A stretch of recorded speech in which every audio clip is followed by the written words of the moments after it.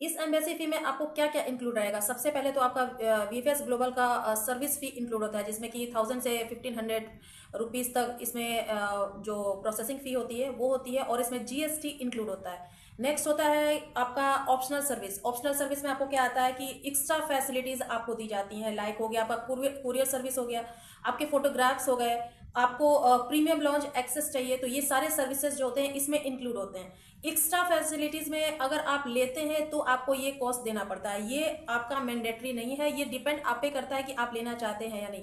लेकिन अगर आप कुरियर सर्विस लेना चाहते हैं तो 960 रुपीज़ आपको पे करना होगा।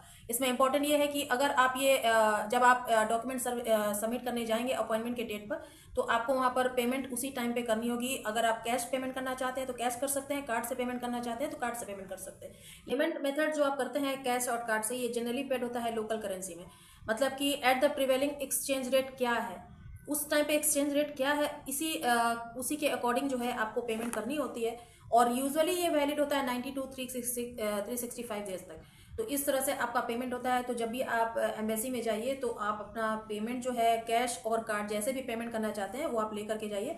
इसमें इंपॉर्टेंट ये है कि आप एक बार पेमेंट कर देते हैं और अगर आपका वीज़ा अप्रूव नहीं होता है तो ये रिफंडेबल नहीं है। अगर वीज़ा अप्रूव हो जाता है तो आपका जो पैसा है वो वेस्ट नहीं होता है, और आपको वीज़ा अप्रूव हो जाता है और पैसे भी आपके मतलब वेस्ट नहीं होते। लेकिन अगर वीज़ा आपका अप्रूव नहीं होता है तो उस केस में आपको ये रिफंड नहीं होगा, इस बात को आप ध्यान रखिएगा।